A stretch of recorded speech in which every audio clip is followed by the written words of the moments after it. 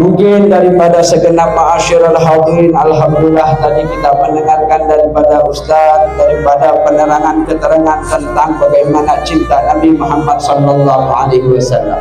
Kira-kira bahasa Indonesia orang sini paham tak? Paham ya? Nah, jadi ketika saya bilang bapak-bapak, nyaut ya, lebih gitu ya. Pak, B, Bu, lebih. Ini biasa adat orang Indonesia untuk menghilangkan rasa ngantuk. Daripada nama kita Muhammad sallallahu alaihi wasallam, dari tadi kita dengarkan daripada pensyarah, daripada keterangan, daripada hadis-hadis Rasul sallallahu alaihi wasallam. Kenapa sih semboyan umat Nabi Muhammad sallallahu alaihi wasallam senantiasa dari zaman ke zaman, daripada negara ke negara, daripada suku dan bangsa beragam macam budaya, namun ketika kita ucapkan kalimat syahadat, asyhadu an la ilaha illallah wa asyhadu anna muhammadan rasulullah, inilah yang menjalinkan kita kuntum khaira ummatin ukhrijat linnas. Saat mana kalian mengucapkan kalimat syahadat tersebutlah, inilah jalinan tali batin kita melalui Rasul sallallahu alaihi wasallam. Walaupun kita beragam macam budaya dan bangsa ataupun negara, namun dengan kita mengucapkan kalimat syahadat tersebutlah sehingga ketika kita mengucapkan kalimat syahadat tersebut, kita diagungkan oleh Allah, diangkat oleh Allah, dimuliakan oleh Allah. Maka tidak layak andai ada pertanyaan yang menyatakan bahwa umat Nabi Muhammad merayakan perayaan Maulidur Rasul sallallahu alaihi wasallam. Saat ini kita sudah berada di ambang zaman. Banyak sekali ulama-ulama yang bermunculan, banyak sekali kaedah-kaedah pemikiran, banyak sekali dalil-dalil yang diargumentasikan untuk meruntuhkan keimanan kita pada zaman ini. Betul? Betul atau tidak? Kiranya di Malaysia juga berlaku atau tidak itu? Di Indonesia, Bu, saat ini macam-macam mereka menghantui kita supaya kita tidak mengingat Nabi Muhammad. Mulai kalian dihantui tidak meyakini para ulama-ulama terdahulu bahwasanya Maulidur Rasul sallallahu alaihi wasallam ada hikayatan sharihatan wa dharihatan li dzikri nabiyina Muhammad sallallahu alaihi wasallam, bahwasanya ketika mana perayaan Maulid diagungkan dan dimuliakan serta disenandungkan qasidah-qasidah semata-mata ashabul Maulid, pengarang Maulid ini tahu untuk kita yang berada di ujung zaman, di ujung negara. Kalian dan saya tidak pernah melihat Nabi Muhammad. Mungkin ada di kalian menziarahi pusara Nabi Muhammad, namun kalian belum tentu mengenali Nabi Muhammad dengan sedetail-detailnya cerita Nabi Muhammad. Namun ulama-ulama kita terdahulu serta mereka memahami, mengkaji daripada ayat Al-Quranul Karim, daripada sunnah-sunnah Nabi Muhammad SAW, mereka memikirkan umat-umat yang jauh dari kota Mekah, umat-umat yang jauh dari kota Madinah, umat-umat yang jauh mungkin tidak bertemu dengan para imam-imam mazhab. Namun saking sayangnya Allah, saking rahmatnya Allah, Allah menganugerahkan kita ulama-ulama yang luar biasa. Betul atau tidak? Kiranya di Malaysia sudah dihantuin belum untuk ragu sama ulama-ulama terdahulu? Mungkin ada di sini ragu sama Imam Syafi'i, bahwasanya Imam Syafi'i mewajibkan kita mengingat Nabi Muhammad sallallahu alaihi wasallam. Bahwasanya Imam Hambali menyatakan di dalam kaidahnya ala dzikri Muhammad fa'aujabu, dengan mengingat Nabi Muhammad adalah sesuatu yang wajib. Bahkan Imam Malik dinyatakan dan diriwayatkan ketika ditanya, "Ya Imam Malik, aina afdal bainal Makkah wal Madinah?" Wahai Imam Malik, mana yang unggul antara Mekah dan Madinah? Maka Imam Malik dengan lantas menjawab, lakanal Madinah afdala min Makkah, fihi ajsadur Rasul, fihi jasadur Rasul, fihi baitun, di dalamnya ada jasad Nabi Muhammad sallallahu alaihi wasallam, di dalamnya ada sebuah jasad yang diangkat dan dimuliakan juga disucikan oleh Allah Subhanahu wa taala. Namun berkah anugerah rahmat Allah Subhanahu wa taala, kita sering dengar hadis yang diuntaikan oleh para ulama ketika mana Allah Subhanahu wa taala memfirmankan di dalam sebuah firman-Nya, wa innaka la'ala khuluqin 'adzim.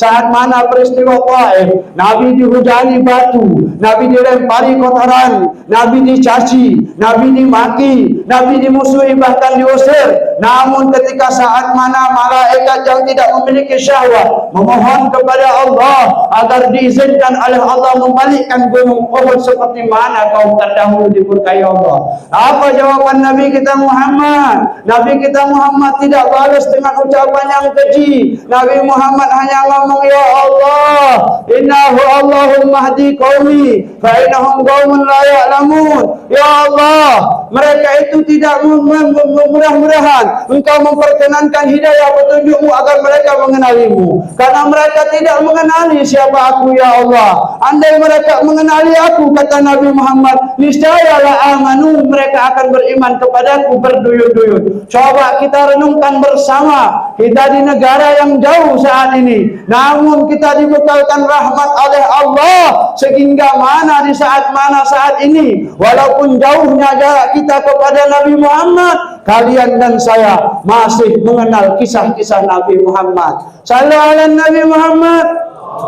Luar biasa atau tidak, Bu? Ya gitu, Bu. Ya, Beb gitu. Ya gitu ya. Luar biasa atau tidak? Masih perlu ragu sama Nabi Muhammad? Masih memerlukan dalil untuk mengingat Nabi Muhammad? Perlu ayat Al-Quran dan hadis daripada Allah dan Rasulullah? Sungguh naif bagi kita seorang umat Nabi Muhammad, di dalam syahadat saja Allah gekalkan di dalam setiap kita salat 5 waktu. Andai mengingat Nabi Muhammad itu tidak hukumnya wajib, maka peristiwa ketika mana Allah mengenalkan Nabi Muhammad kepada alam semesta ini, Allah tidak akan jadikan rukun di dalam salat kita. Karena Allah tahu dan ulama kita memahami kaidah mengingat Nabi Muhammad adalah wajib. Jawab dong. Wajib. Kalau ada memang orang yang menyatakan mengingat Nabi Muhammad tidak wajib, maka orang ini perlu diragukan keimanan dan keislamannya. Perlu diragukan walaupun mereka menghafal Al-Quran, walaupun mereka banyak menghafal hadis, walaupun mereka mungkin memahami pada kaidah-kaidah syariat daripada hukum-hukum madhab. Namun andai kata mereka ada keraguan mengingat Nabi Muhammad adalah hukumnya wajib, maka perlu diketahui keraguan keimanan orang tersebut dalam menyampaikan dakwahnya.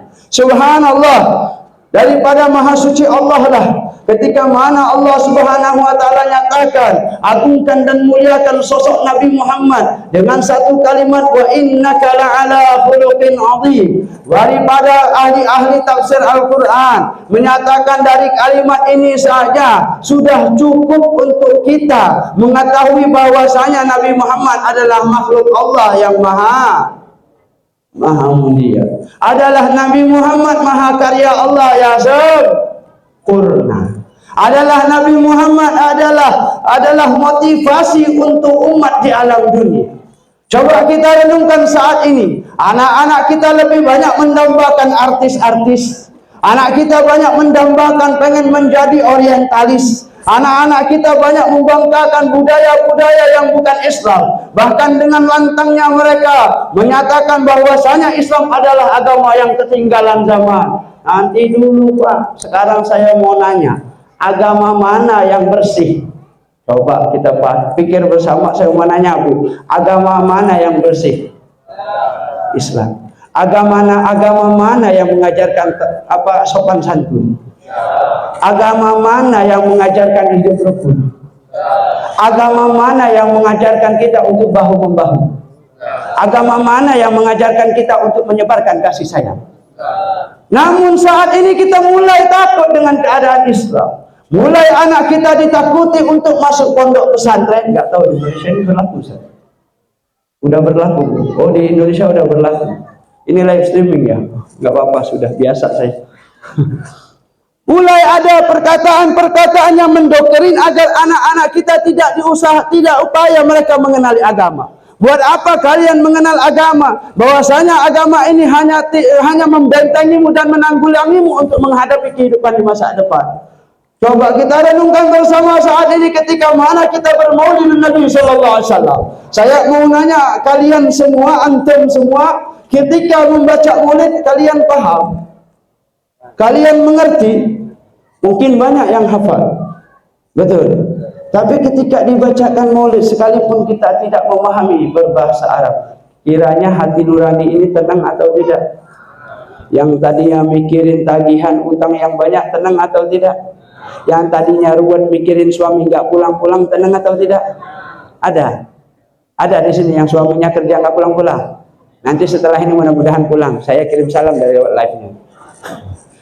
Ada yang di sini hadir yang tadinya rungsing dalam keadaan kehidupan yang saat ini yang amat membingungkan. Perlu ketahui Bapak Ibu sekalian bahwasanya ala bidzikrillah tatmainnul qulub. Betul. Ketika kita mengingat dan mengenang Allah Subhanahu wa taala, mengenang akan keimanan yang telah dianugerahkan oleh Allah melalui baginda Nabi Muhammad sallallahu alaihi wasallam, maka dengan sedemikian juga kita akan mendapatkan ketenangan jiwa. Betul atau tidak?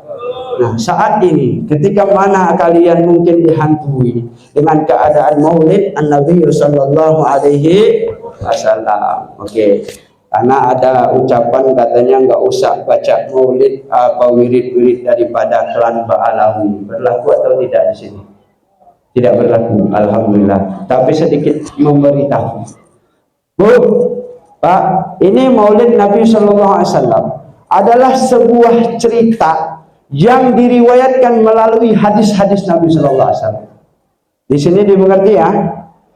Maulid Nabi sallallahu alaihi wasallam apapun bentuknya, Maulid Tiba, Al-Habsyi, Barzanji, Diaulami, Adab, Syaraful Anam, apapun bentuk kitab maulidnya Bapak Ibu sekalian, ini adalah hadis Nabi yang diriwayatkan.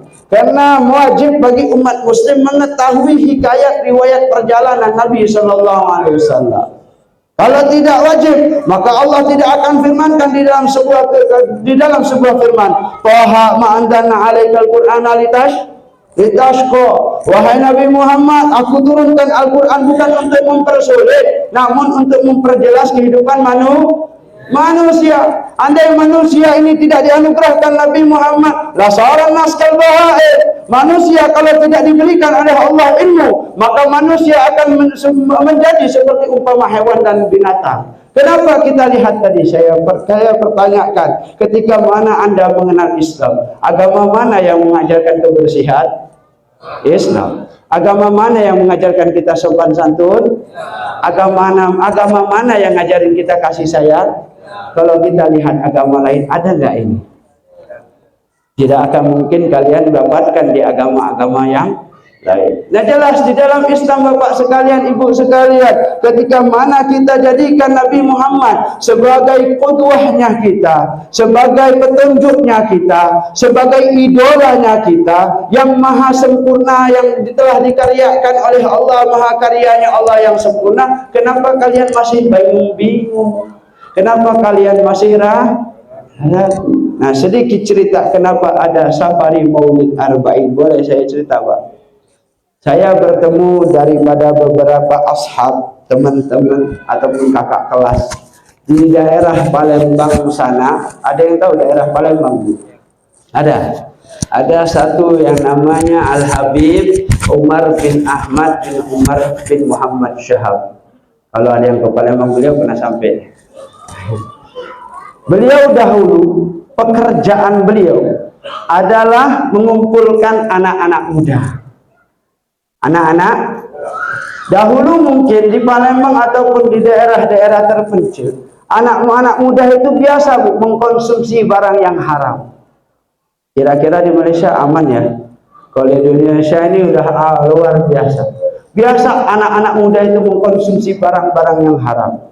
Sehingga ini Habib berpikir bagaimana caranya menggembleng anak-anak ini bisa minat untuk tertarik kepada agama Islam.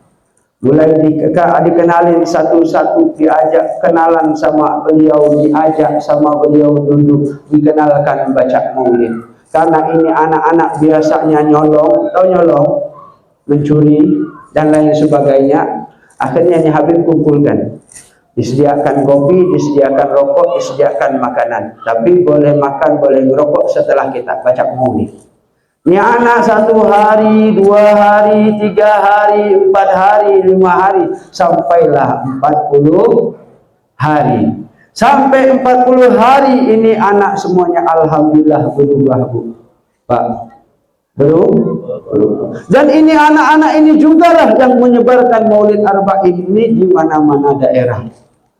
Anak murid ini jugalah yang menyebarkan arba'in ini di mana-mana daerah, karena beliau merasakan perubahan pada diri mereka berkat daripada wasilah membaca Maulidun Nabi sallallahu alaihi wasallam. Kira-kira ketika kalian mendatangi majlis Maulidun Nabi sallallahu alaihi wasallam, udah pasang niat atau belum, Pak?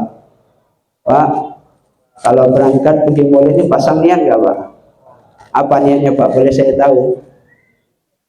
Boleh saya tahu niatnya, Pak? Kira-kira apa niatnya? Ibu-ibu deh, kaum wanita nih. Niat berangkat pergi maulid ini apa, Bu? Gak tahu? Tidak paham? Apa memang gak pernah dengar? Pertama, imtisalu amrillah. Niat pertama kita berangkat pergi maulid, satu, melaksanakan perintahnya Allah. Karena Allah perintah kita untuk ingat Nabi.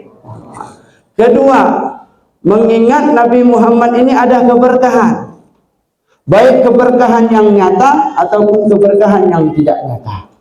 Keberkahan yang nyata, andai kata kehidupan kita ini sulit, Pak, mungkin ada problem-problem kehidupan yang banyak yang kita lalui, dengan segala lika-liku kehidupan yang kita miliki, maka jangan tinggalkan membaca maulid ataupun salawat atas Nabi Muhammad sallallahu alaihi wasallam. Kenapa? Karena setiap orang yang berada terikat kepada Nabi Muhammad sallallahu alaihi wasallam, melainkan orang itu akan dicintai oleh Allah Subhanahu wa taala, seperti mana kalimat maulid di kitab Maulid Al-Habib Ali bin Muhammad Al-Habsyi, wa ma min muta'allaqin fil bariyati mahmud illa huwa mutalaqqan an zainil wujud. Tidaklah seseorang itu menjadi hidupnya adem ayem tentrem ataupun penuh kenikmatan, melainkan orang itu memiliki keterikatan kepada Nabi Muhammad. Setelah orang itu memiliki keterikatan kepada Nabi Muhammad, maka orang tersebut penuh kerahmatan daripada Allah Subhanahu wa taala. Itulah daripada nur min nurillah.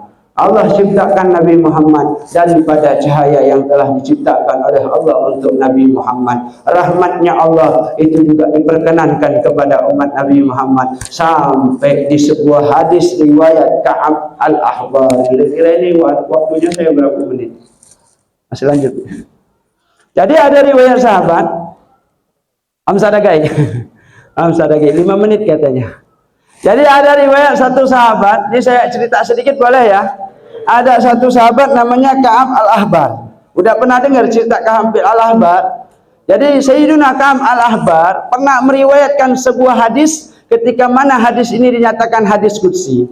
Saat mana Allah Subhanahu wa taala, innallaha yuhasibul abda, ketika mana Allah Subhanahu wa taala ingin menghisab seorang hamba masuk ke surga atau masuk ke neraka. Saya dan Anda, kira-kira setelah kita dimizan oleh Allah, ditimbang oleh Allah, ini kita ini masuk ke surga atau masuk ke neraka.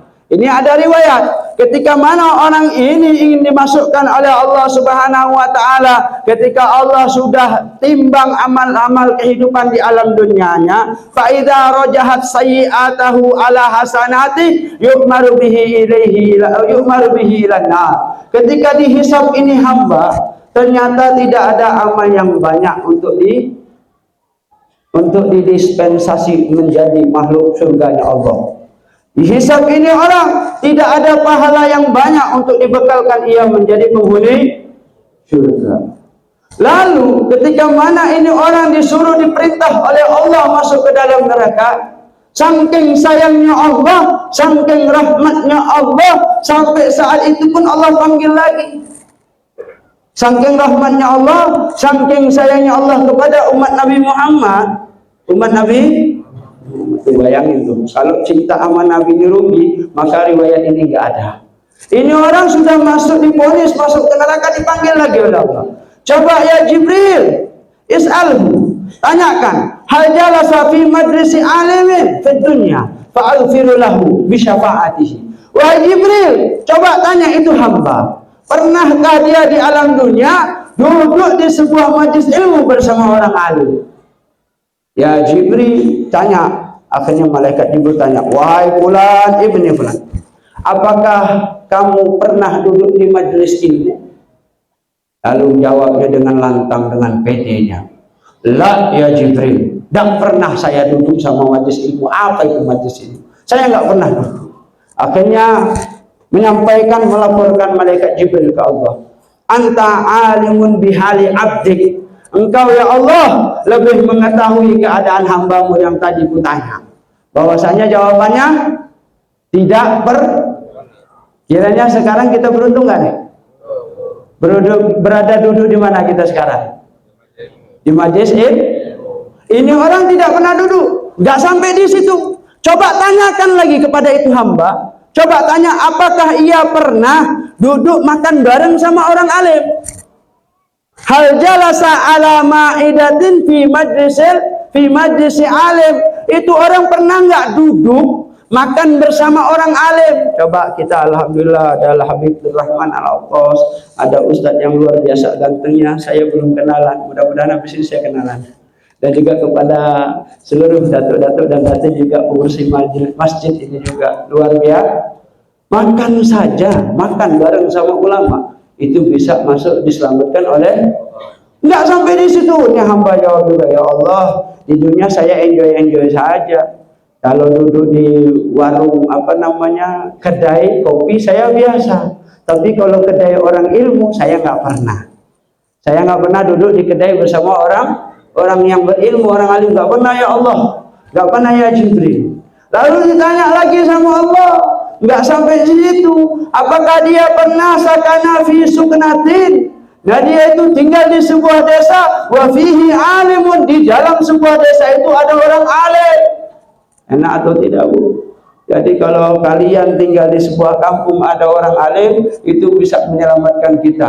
Kalau kita kenal lebih lagi bisa selamat. Kita punya alhamdulillah di setiap desa penjuru bumi ini ada wali-walinya, Bu. Yang saat ini mulai diragukan sama mereka-mereka yang nggak bertanggung jawab. Kita punya pendahulu penyebar Islam di tanah air kita ini beragam macam orang-orang itu berjuang. Kalau saya untuk berdakwah ke sini, alhamdulillah pakai mobil dari Indonesia, pakai pesawat, nggak jalan kaki, nggak berenang. Beliau ini menyebarkan Islam, Pak. Sebagian mereka mendayung sampan, lain lagi diterpak dengan badainya sampai ke tepian pesisir. Perjuangan beliau untuk menyebarkan Islam di penjuru bumi. Sampai di situ pun tidak pernah, enggak, ya Allah, dia juga enggak pernah tinggal di kampungnya orangnya enggak ada yang alim semua, ya Allah. Tanyakan lagi ya Jibril, apakah ia pernah mencintai yuhibbu aliman? Pernahkah ini orang cinta, sayang, peduli, caring sama seseorang yang mana orang yang ia caring itu cinta sama orang alim? Alhamdulillah. Kira-kira di sini cinta orang alim enggak? Apa alim-aliman? Banyak di sini kita alhamdulillah dikenalkan Maulid Arba'in. Dengan berjalannya Maulid Arba'in, kalian mengenal para tokoh masyarakat. Kalian mengenal orang alim. Ini dengan kita cinta seseorang yang orang kita cinta itu cinta orang alim. Lalu Allah Subhanahu wa taala minta kepada Jibril, ya Jibril, khudh biyadir rajul. Pegang kembali tangan itu orang, jangan sampai masuk surga, jangan sampai masuk neraka. Adkhilhul jannah, masukkan ia jannah bi syafaatihi wa bi rahmatihi. Karena ia pernah kenal sama orang yang orang ia kenal itu cinta orang alim, maka aku ampunkan itu dosa-dosanya, masukkan ia ke surga dengan rahmat kasih sayangku Allah Subhanahu wa taala. Sampai di sini paham ya Pak ya? Paham ya Bu ya? Paham ya adik-adik sekalian, bahwasanya kenal Nabi, cinta Nabi itu sebuah anugerah yang Allah berikan ya, di dalam sebuah firman-Nya, qul bi fadlillahi wa bi rahmatihi fabidzalika falyafrahu huwa khairum mimma yajma'un. Allah firmankan kepada Rasul sallallahu alaihi wasallam, wahai Muhammad, sampaikan kepada pengikut-pengikutmu dengan bifadlillah, dengan anugerah yang aku telah peruntukkan untuk mereka, selayaknya mereka falyafrahu, bergembira. Arti bergembira bukan berpesta pora, namun mensyukuri dengan bertilawah Al-Quran, dengan mensyukuri berzikri ala al-Mustafa, dengan menyebutkan nama-nama Nabi Muhammad, dengan mensyukuri bersilaturahminya kita saling memaafkan, dengan mensyukuri saling kembali bahu-membahu daripada perpecahan yang sedang ada saat ini. Mudah-mudahan desa ini, desa dan negeri ini, negeri Melaka ini, desa Tanjung Keling ini, Allah Subhanahu wa taala anugerahkan dengan berkah-berkah Maulidun Nabi sallallahu alaihi wasallam, dengan berkah kitab-kitab salafus saleh, dengan berkah hikayatus sahabah, cerita-cerita sahabat, dengan berkahnya nazaruka ila wajhi alim, ketika kalian memandang orang alim, maka ma asabakan mataru asabatkan rusyusah, ketika mana kalian melihat wajah orang alim, inilah keuntungan kita di majlis ilmu. Ketika engkau melihat wajah orang alim, disitulah Allah letakkan curahan rahmat, hidayah, taufik dan lain sebagainya. Mudah-mudahan asallahu yaj'aluni wa iyyakum jami'an min ibadiyasy syakirin wa min ibadiyal muflihin wa min ibadiyal munjihin. Mudah-mudahan saya dan sekalian semua diperkenankan oleh Allah daripada keselamatan kehidupan ini, dan digolongkan oleh Allah Subhanahu wa taala daripada golongan orang-orang yang senantiasa berterima kasih kepada Allah akan iman ini, berterima kasih kepada Allah akan anugerah dikenalkan Maulid Nabi sallallahu alaihi wasallam,